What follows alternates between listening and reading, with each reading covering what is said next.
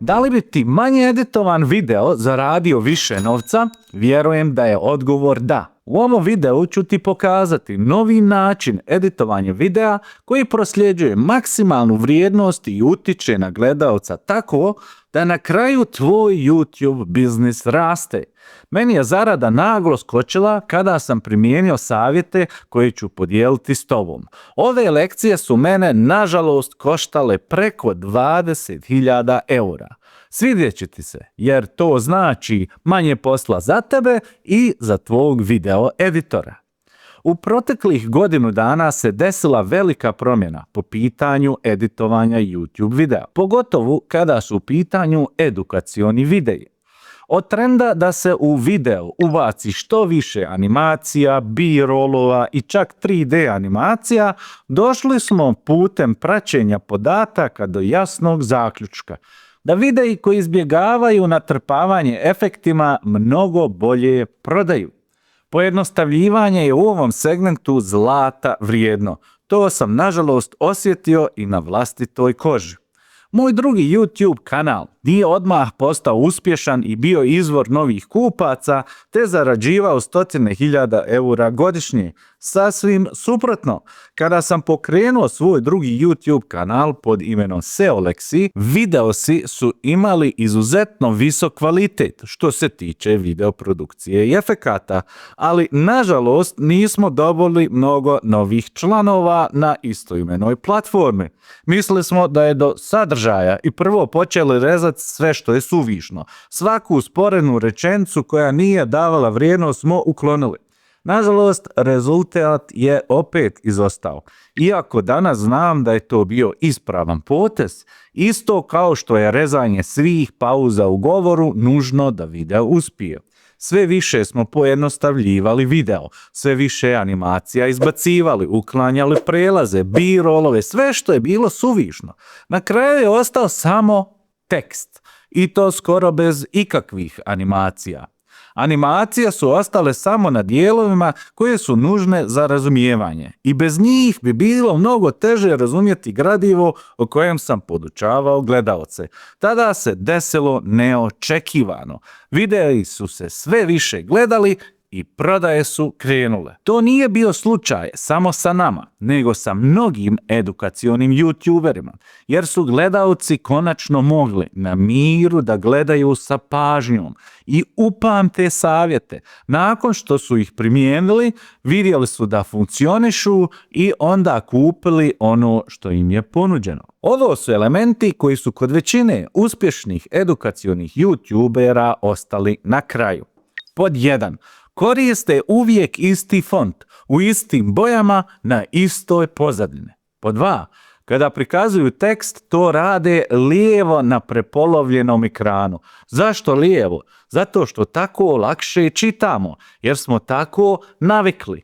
To je takozvano Z pravilo, koje isto primjenjujemo na thumbnailima. Lice uvijek ide desno. Pod 3. Koriste indikator koraka.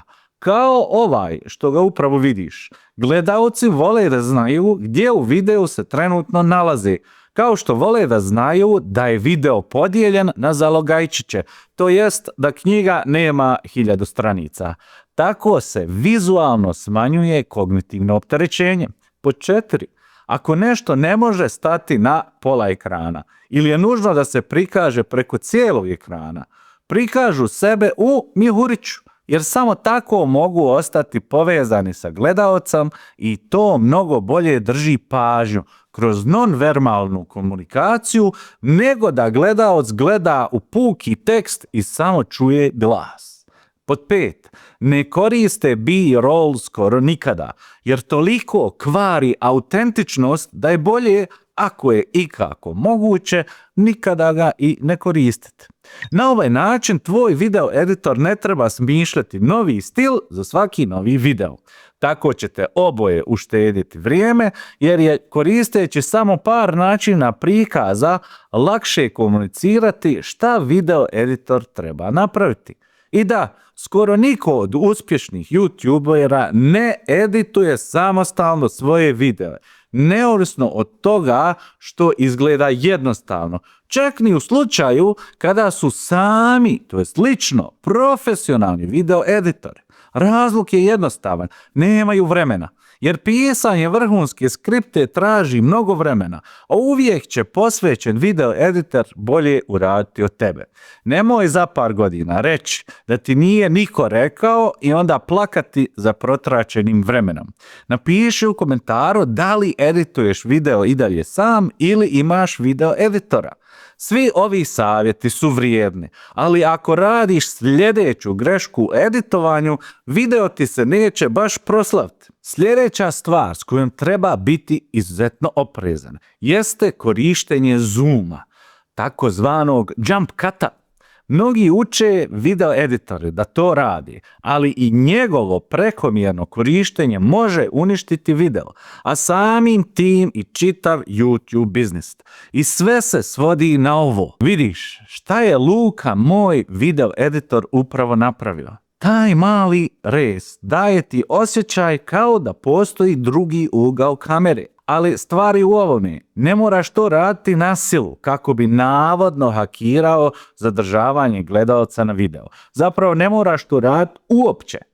Luka to koristi vrlo rijetko, to jest samo kada pomaže da podvuče poentu ili kada želi snažniju emociju. Dakle, jedan način bi bio ovakav. Ubaci se odmah nakon što rečenica završi. Vidiš kako to dodaje malo snage i privlači pažnju bez da bude naporno. Ali to je učinkovito samo kada se koristi kako bi se nešto dodatno naglasilo.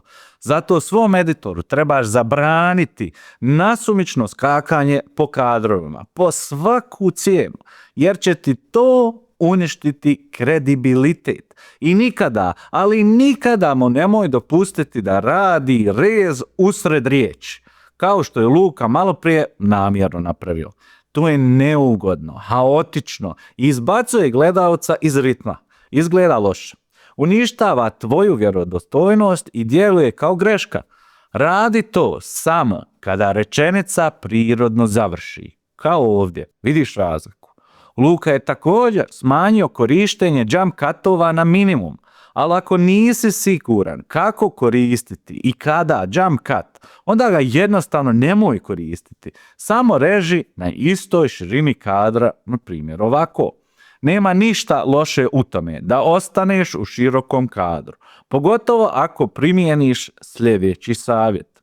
Ova mala tajna velikih majstora izaziva takozvani aha moment, koji će tvoje video učiniti jedinstvenim i pamtljivim.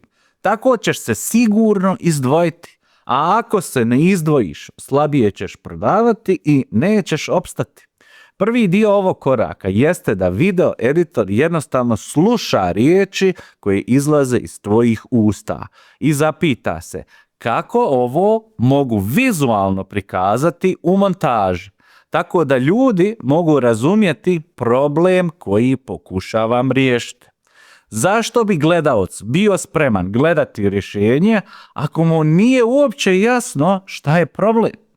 Zato se video editor treba zapitati šta ako problem nije nešto na što možeš samo uperiti kameru i prikazati ga, šta onda raditi? Kako mogu ovaj nevidljivi problem pretvoriti u nešto fizičko? Evo i primjer. Jasno je da će dobro urađen YouTube video kanal dovoditi nove gledalce i tako postati neiscrpan izvor novih kupaca. Ali kako to prikazati? Uzet ćemo posudu u koju stalno kapa mlijeko. To su gledalci koje nam šalje YouTube. Neki gledalci će pogledati dio jednog videa ili jedan video, uzet će šta im treba i otići. Oni su sirutka koja curi iz posude. Neki će se zadržati duže i pogledati 2-3 videa te tako postati kvalitetan sir. A oni što pogledaju 12 ili više videa se pretvore u kajmak. Na nama je samo da pokupimo kajmak, to jest da im ponudimo nešto da kupe i oni će vrlo rado kupiti. Vidiš kako odjednom apstraktna ideja postaje stvarna, opipljiva i fizička. Gledaoc je odmah shvatio i upravo to je ono što je čini toliko snažno. To je ono što Englezi misle kada kažu show, don't tell. Dakle, ako pričaš o banani, nema potrebe prikazati sliku ili B-roll banane. Ali ako je glavna poruka videa apstraktna, onda pokušaj osmisliti kako je prikazati da gledaocu bude jasnija. Ukoliko poslušaš ove savjete, gledaoci će mnogo lakše moći ispratiti ono o čemu pričaš, što će rezultirati mnogo većom pažnjom i mnogo boljim pamćenjem, što je preduslov da isprobaju ono što su čuli u videu u praksi. Kada isprobaju to u praksi i vide da tvoji savjeti zaista vrijede, vjerovat će ti. To je pravi kredibilitet. Na tebi je sada da ne uništiš to povjerenje i ponudiš svojim gledaocima kvalitetan digitalni proizvod koji će im zaista pomoći. Ako to uradiš, tvoji kupci će postati tvoji najveći ambasadori i to će dodatno snažno povećati prodaju. Sada kada znaš da ne trebaš trošiti svoje vrijeme na editovanje i da ti video editor ne mora biti mađioničar, imam još jednu radosnu vijest za tebe. Potrebna su ti samo 4 videa da kreneš prodavati svoje digitalne proizvode ili, na primjer, svoju uslugu. Kako je to moguće i zašto baš 4 videa može saznati u ovom videu.